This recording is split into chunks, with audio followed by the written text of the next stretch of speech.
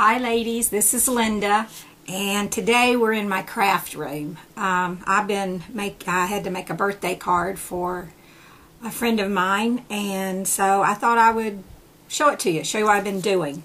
So I'm going to turn the camera down where you can look at, well, here's the card. I'll just do it this way.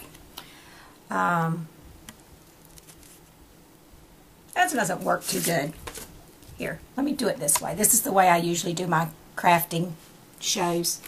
Okay, here's the card that I made, and it's a birthday card.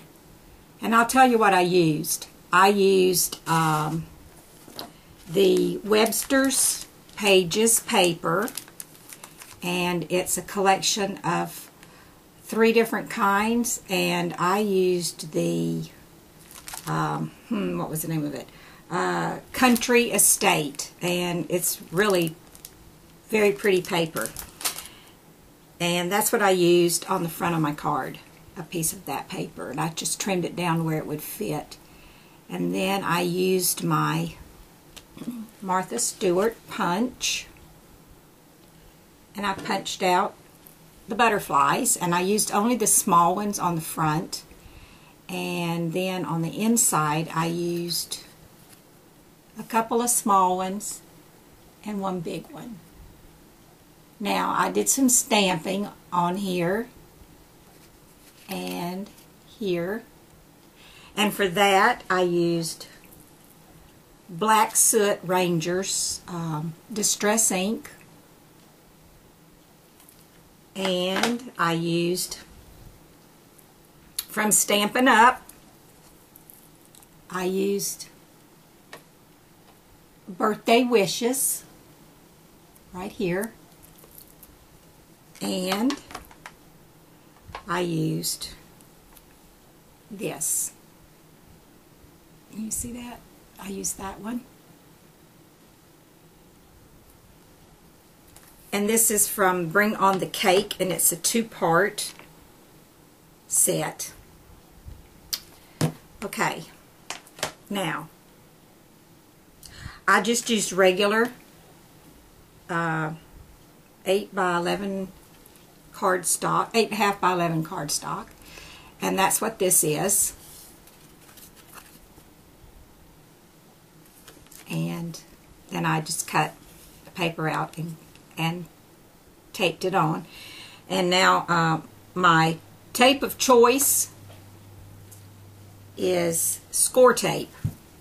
I would rather use this than anything else, and I have a tape runner. I have all kinds of glue, but this is what I like to use for everything. I taped my ribbon down with it and my lace underneath the ribbon, and that's just some vintage lace I found at a thrift store. Oh yeah, and on the back I have a stamp that says handmade by, and then I just wrote my name. Okay, to stamp with, I like to use this stamp press. You just put your stamp on, then you can position it where you want it on your paper and push it down, and it will stamp, and that's what I like to use. Whoops, you're getting a lot of glare off of that. It's got these little spongy things on it, so it just smashes right down onto whatever you're stamping. To fold my paper, I like to use the little Score Buddy. Now I have the Martha Stewart scoreboard, which I really, really love for most things, but for making cards, I like to use this because you can just cut your paper, you put it right up. I'll do it this way. You can put it right up like this, and there's a little star on there. Can you see that little star right there? That's where you score your paper, and then your card just folds right over, and it's perfect. So, and then I bought some envelopes that match. These are Stampin' Up! Envelopes, but this is just a piece of cardstock that I picked up at Michael's that matches the Very Vanilla quite well because I ran out of Very Vanilla cardstock. So anyway, that's my card. I wanted to show it to you before I mail it off. Oh yeah, and to put the little rhinestones. Can you see them in the butterfly? Let's see if I can get them to. Yeah. Now sometimes I just use the little bling on the card that's got the sticky on the back, but today I used my Imaginis iRock and the little pack of glitter little rhinestone things. And you just turn this on for just a minute, let it get hot, and then you just stick it right on the rhinestone that you've already placed on your paper, and it hot heat sets it. So anyway, that was that. So now my desk is a mess from all the stuff that I have laying around on it, but I'm going to give you a quick, maybe 3-minute tour of my craft room because I don't want my time to run out. So I'm going to come around and get the camera,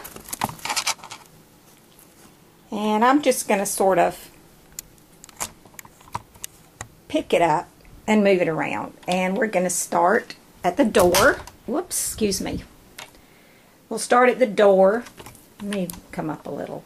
There we go. That's coming in, and this is my desk with my desktop computer on it, and I have some, you know, just typical desk things on there.